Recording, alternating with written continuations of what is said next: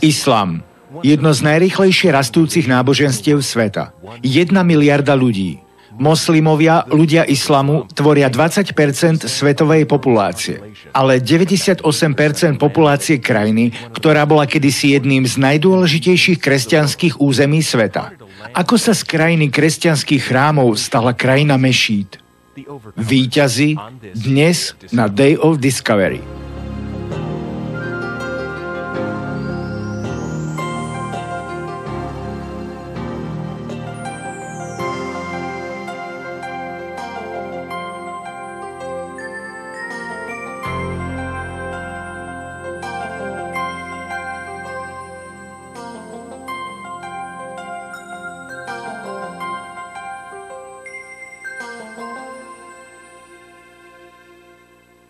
Toto je krajina Biblie. Pre apoštola Pavla to bola ázijská provincia Ríma. Dnes toto územie patrí Istanbulu. Viac než 10 miliónové mesto, ktorého populácia vzrastá ročne o 400 000 obyvateľov. 48 x 96 kilometrová komunita mešít. Mesto, v ktorom sa 98% obyvateľov hlási k islamskej viere.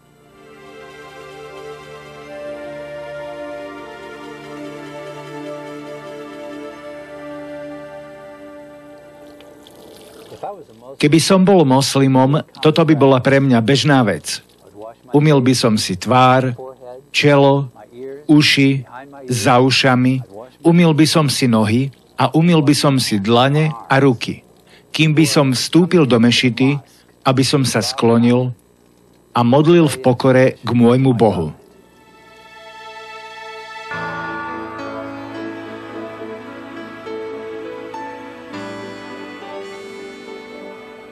Toto je mešita dobyvateľa. Ako všetky mešity, otočená smerom k Mekke. Turci nazývajú túto mešitu mešitou Fatih. Slovo Fatih znamená dobyvateľ. Jedna z prvých a najväčších mešít v Istanbule, ktorú vybudoval Mehmed dobyvateľ. Mehmed II, v našej reči by sme ho nazvali Mohamed II, je známy ako 7. sultán, vládca Osmanskej ríše. V roku 1453 po dvojmesačnom obliehaní dobil Mehmed II Konštantinopol.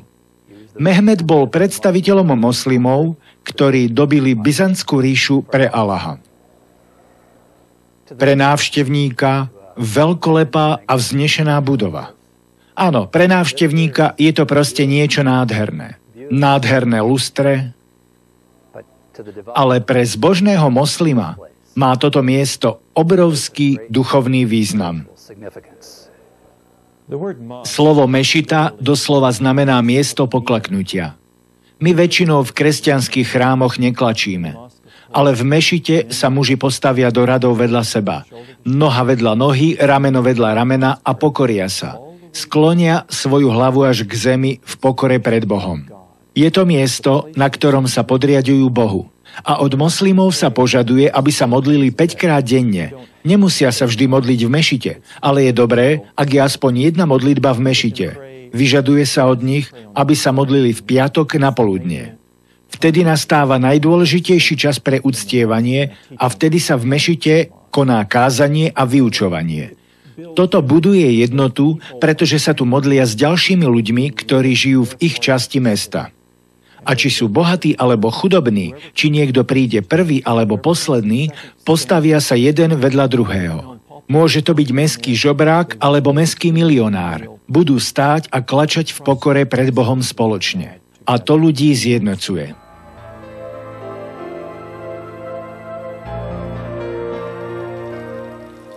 Myslím, že pre kresťanských návštevníkov je skutočne obzvlášť zaujímavé, že počas viac než 500 rokov sa moslimovia očisťujú a pripravujú na modlitby na mieste, ktoré boli z historického hľadiska spojené s kresťanskou vierou. Po dobití Konštantinopolu v roku 1453 si Mehmed II zvolil miesto, kde sa pôvodne nachádzal slávny chrám apoštolov.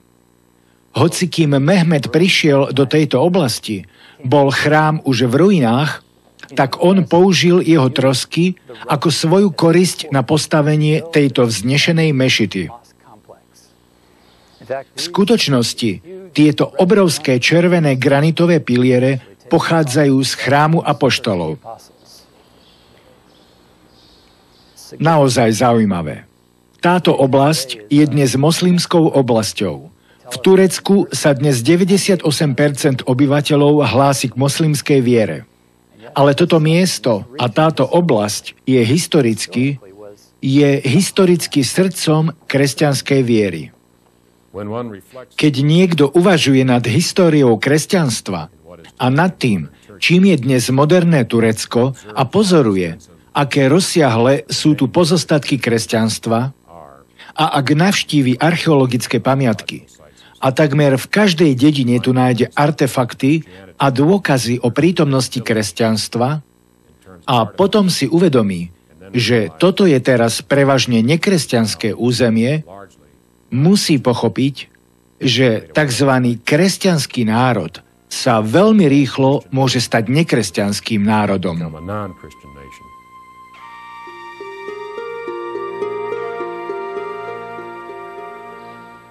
Tak ako sa to stalo?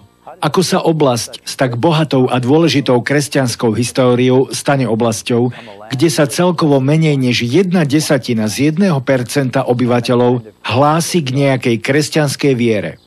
No, ako vieme, prešlo už veľa času a odpoveď na túto otázku je zložitá. Je to z časti politický, z časti vojenský vplyv. Veď toto je mešita dobyvateľa. A navyše, na pozadí politickej a vojenskej histórie je tiež veľmi dôležitý duchovný príbeh.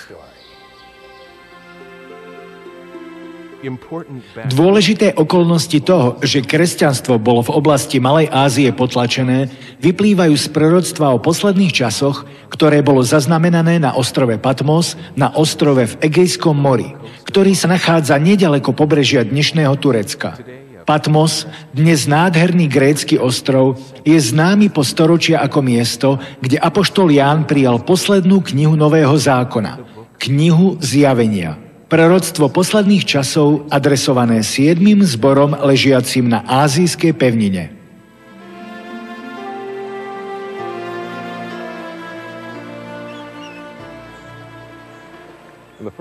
V prvom storočí bol Patmos podľa všetkého trestaneckou kolóniou Rímskej ríše.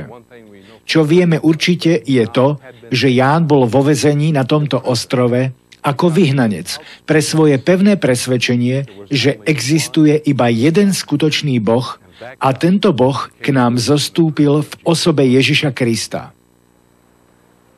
Ján mal zjavenie od Boha, ktoré hovorí o tom, že na konci Boh zvíťazí nad všetkými svojimi nepriateľmi. Dobro zvíťazí nad zlom. Svetlo zvíťazí nad tmou. On nie len, že povedal Jánovi, čo sa má stať na konci vekov, ale oznámil zborom, čo sa bude od nich vyžadovať, aby zotrvali a boli užitoční tu, v tejto oblasti sveta. Ja, Ján, váš brat i spoluúčastník v súžení i v kráľovstve i v trpezlivosti Ježiša Krista, bol som na ostrove, ktorý sa volá Patmos pre slovo Božie a pre svedectvo Ježiša Krista. Bol som v duchu v deň Pánov a počul som za sebou veľký hlas ako hlas trúby, ktorý hovoril: Ja som Alfa aj Omega, prvý aj posledný. A čo vidíš, píš do knihy a pošli 7 zborom, ktoré sú v Ázii. Do Efezu, do Smyrny, do Pergamu, do Tiatír, do Sárd, do Filadelfie a do Laodicei.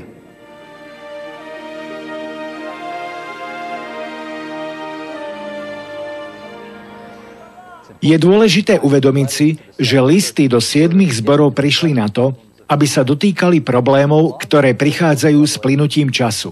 A spolu s celou knihou Zjavenia boli tieto správy určené skupinám jednotlivcov, ktorých problémy s plynutím rokov narastali, tak ako problémy všetkých ľudí, tak ako tie naše. Muži a ženy, ktorí čakali, že veci v ich životoch, takisto ako v živote zborov, budú celkom iné, zistili, že ako plynie čas, musia čeliť rôznym problémom. No nikto nevidel jasnejšie ako sám Pán cirkvi. A tak 7 osobných listov 7 zborom v tejto oblasti sveta sa dotýkalo 7 špecifických okolností.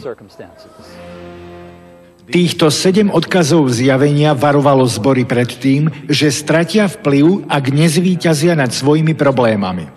Strata lásky, strach z prenasledovania, sexuálny škandál, tolerancia falošného učenia, spoliehanie sa na minulosť, obmedzené zdroje, nebezpečenstva materializmu. Po vymenovaní týchto problémov, ktoré prichádzajú s plynutím času a ktoré už boli v týchto zboroch prítomné, Pán pokračuje a ponúka povzbudenie, slová zasľúbenia. Ale tieto slová zasľúbenia nepatrili hocikomu. Patrili tým zborom a tým jednotlivcom zo zborov, ktorí zvíťazia. V 2. a 3. kapitole zjavenia Pán cirkvi ponúka zasľúbenia tým, ktorí zvíťazia. Tomu, kto víťazí, dám jesť z dreva života, ktoré je uprostred raja Božieho. Tomu, kto víťazí, neuškodí druhá smrť. Tomu, kto víťazí, dám jesť zo skrytej manny a dám mu biely kamienok a na kamienku napísané nové meno, ktoré nevie nik, iba ten, kto ho berie. Tomu, kto víťazí, a kto zachováva až do konca moje skutky, tomu dám moc nad národmi. Ten, kto víťazí, bude odiatý bielým rúchom a nevytriem jeho mena z knihy života a vyznám jeho meno pred svojim otcom i pred jeho anielmi. Toho, kto víťazí, učiním stĺpom v chráme svojho Boha a von nevíde viacej nikdy. A napíšem na neho meno svojho Boha a meno mesta svojho Boha, toho nového Jeruzalema, ktorý zostupuje z neba od môjho Boha, a napíšem na neho svoje nové meno. Tomu, kto víťazí, dám sedieť so sebou na svojom tróne, ako som i ja zvíťazil a sedím so svojím otcom na jeho tróne. V každom prípade Pán dodáva: kto má uši, nech počuje, čo duch hovorí zborom.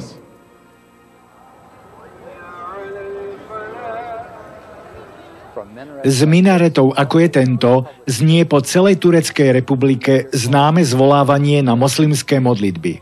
Zaujímavé a až symbolické z pohľadu histórie tejto krajiny, ktorá bola po mnohé storočia kresťanskou krajinou.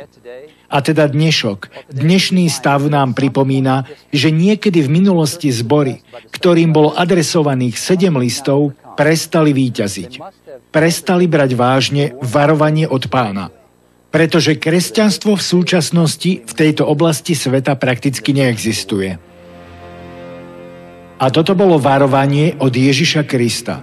Kolísajúcemu zboru v Efeze Kristus pohrozil, že odníme jeho duchovnú užitočnosť a existenciu. V 4. verši 2. kapitoly čítame: Ale mám proti tebe, že si opustil svoju prvú lásku.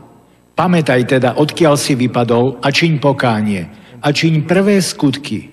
Ale ak nie, rýchle na teba prídem a pohnem tvoj svietnik z jeho miesta, keď neučiníš pokánie.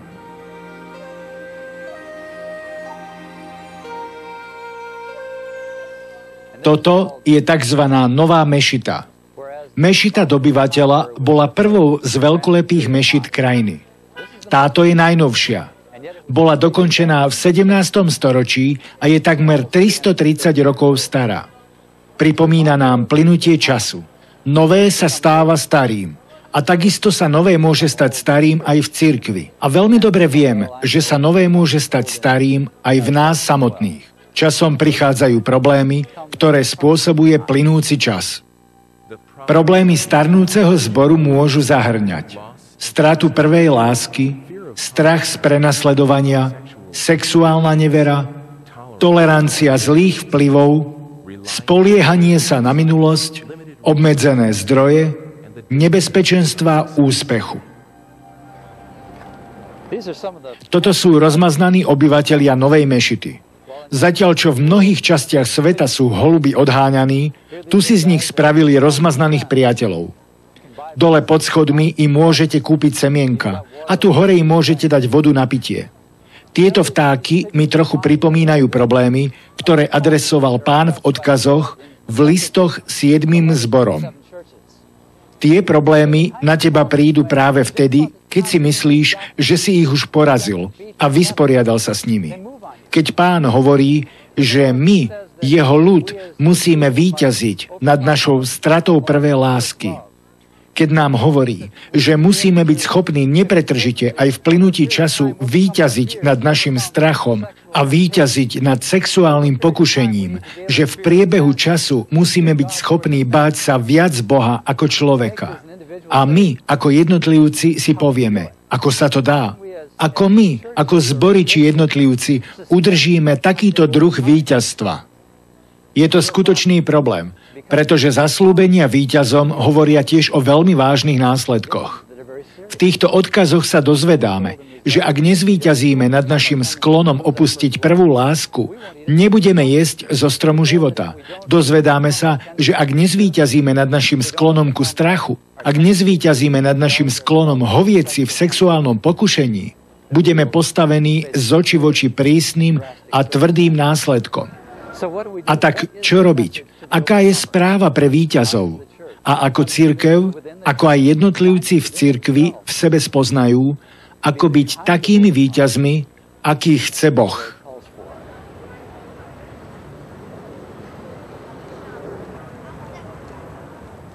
Víťazstvo v stále sa meniacich problémoch, ktoré opisuje Ježiš, nie je až také ťažké či dokonca nedosiahnuteľné, ako sa to môže na prvý pohľad zdať.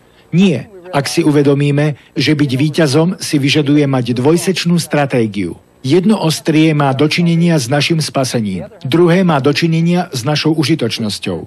Vieme, vďaka tomu, čo pre nás urobil Ježiš Kristus, že Boh nás prijíma. Aby sme zvíťazili a dosiahli osobné spasenie, píše apoštol Ján v liste z Nového zákona. Kto iný je ten, kto víťazí nad svetom, ako ten, kto verí, že Ježiš je Syn Boží? Toto som napísal vám, veriacim, v meno Syna Božieho na to, aby ste vedeli, že máte večný život. Samotné zjavenie nám ukazuje ďalší spôsob, ako reagovať na otázku víťazov. V 12. kapitole v 11. verši sú obidve strany spojené. Obidve v záležitosti nášho spasenia a závislosti na Kristovi pre našu bezpečnosť a taktiež v probléme našej užitočnosti v tomto svete.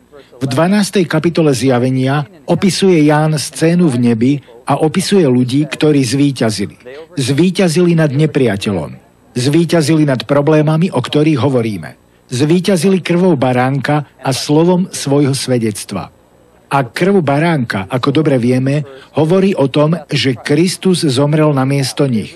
Oni si uvedomili, že zomrel za ich hriechy. Preto sa na neho spoľahli. Ale čítame aj to, že zvíťazili pre slovo svojho svedectva. Títo jednotlivci boli verní hovoriť vo svojich životoch o tom, čo Kristus pre nich urobil.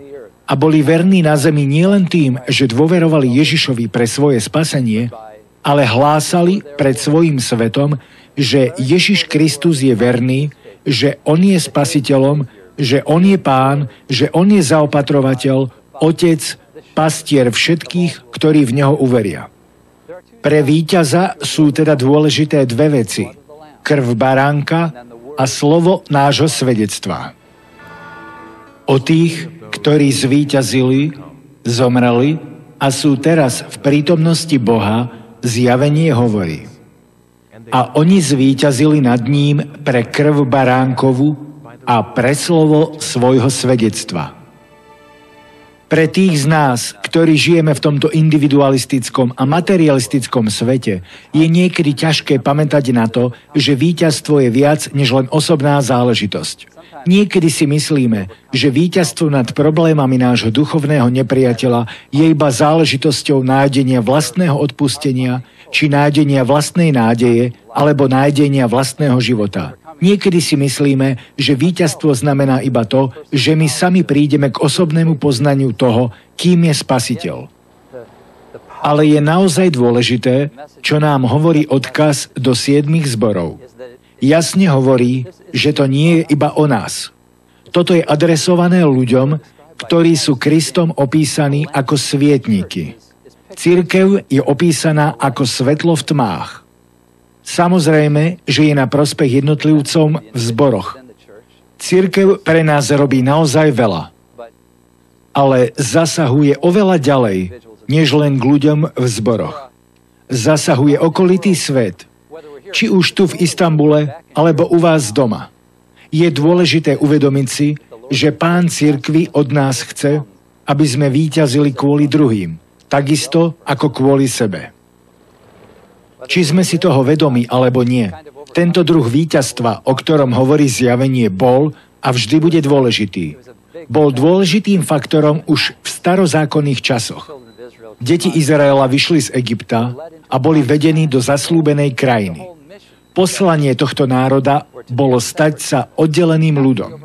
Nemali byť premožení okolitými kultúrami, ale oni mali priniesť novú kultúru na toto územie, aby boli svetlom národov, nielen aby existovali sami pre seba, ale aby boli pre druhých. Mali byť archou, ktorá povoláva ľudí zo sveta do bezpečia. Pripomeňme si naše krajiny v nie tak dávnej dobe. Spomeňme si na anglický národ počas dní duchovného prebudenia, keď Božie slovo bolo spoločnosti dôležitou témou. To isté sa stalo v Novom Anglicku v Spojených štátoch. Obe prebudenia sa prehnali krajinou. Muži a ženy z rôznych pomerov prichádzali k nádeji, ku svetlu a k odpusteniu, k novému vzťahu s Bohom. Ale čas spôsobil, že svetlo zhaslo. Niekedy o týchto oblastiach krajiny a sveta hovoríme ako o vyhasnutých územiach. Územiach, kde kedysi horel oheň evanjelia, ale časom svetlo zhaslo a ľudia, ktorí boli podobní tým v Smyrne, Efeze a Pergamone, títo ľudia zabudli na to, že neexistujú len sami pre seba. Zabudli, že sú tu pre druhých.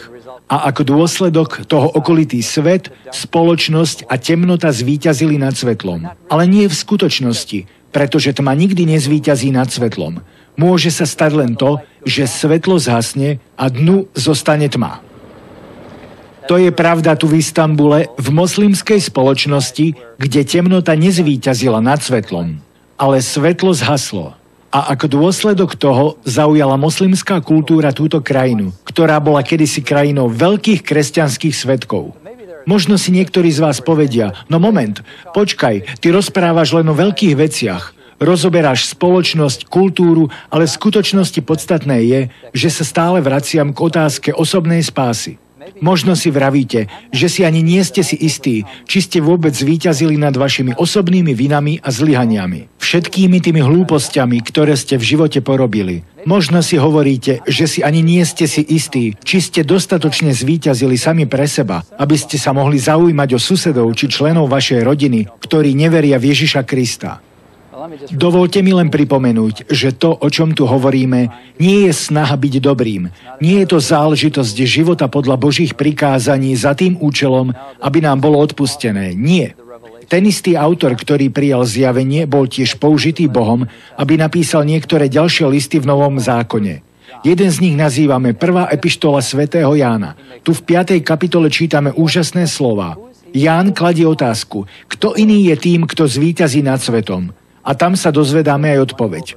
Kto premáha svet a temnotu okolo, je ten, kto verí, že Ježiš je Syn Boží. Tu vidíme hlbokú jednoduchosť, ktorá nie je naivne jednoduchá. Je to hlboká jednoduchosť. Boh sám urobil cestu spasenia, cestu víťazstva. Tak, aby cesta k víťazstvu pre mňa a pre teba bola v prvom rade proste uveriť. Viem, že to znie príliš jednoducho, no je to z milosti. Je to nezaslúžená láskavosť Božia, že muž či žena môže prísť do rodiny a byť narodený do nebeského kráľovstva. A ak máte otázky ohľadne toho, či ste víťazmi, dovolte mi dnes z Istanbulu vás pozvať, aby ste zložili svoju dôveru, takmer ako dieťa, do rúk nebeského Otca, ktorý poslal svojho syna, aby zomrel za tvoje hriechy, ktorý vstal opäť z mŕtvych, aby to potvrdil, a ktorý ťa teraz pozýva jednoducho veriť v Pána Ježiša Krista. Ak by ste mali otázky ohľadne toho, čo to znamená, budem rád, ak nám napíšete. Máme duchovných poradcov, ktorí budú naozaj poctení, ak dostanú vaše listy a budú vám môcť z písma ukázať, že víťazstvo má dve strany. Jednou je vaše osobné spasenie. A druhou je to, ako sa potom môžete stať členom cirkvi, ktorá je povolaná, aby zvíťazila v spoločnosti v prospech Krista. Máme tu tiež nejaké biblické materiály. Jeden z nich je konkrétne o 7 odkazoch do zborov. Bude nám potešením poslať vám výtlačok. Myslím, že by to pre vás mohlo byť užitočné čítanie. Je to jedno z najdôležitejších štúdií, ktoré som kedy urobil. Študovať posledné slová Ježiša Krista k jeho ľudu tu, na tomto území. Máme aj ďalšiu brožúrku, v ktorej je porovnaný prorok Mohamed k osobe Ježiša Krista. V tejto brožúrke sa nijako nesnažíme Mohameda poškodiť. To nie je náš cieľ. Ale chceme, aby ste konkrétne pochopili rozdiel medzi týmto mužom, ktorý o sebe tvrdil, že je prorokom, a Ježišom, ktorý svojou smrťou, pochovaním a zmrtvých staním ukázal, že on nebol len prorokom, ale samotným synom Božím. A opäť budeme veľmi radi, ak vám budeme môcť túto brožúrku zaslať. Myslím si, že vám bude užitočná. Sme veľmi radi, že sme spolu navštívili Istanbul. Veríme, že sme obnovili váš záujem o posledné slová Ježiša Krista k jeho cirkvi. A tu sú údaje o brožúrkach, o ktorých som vám hovoril.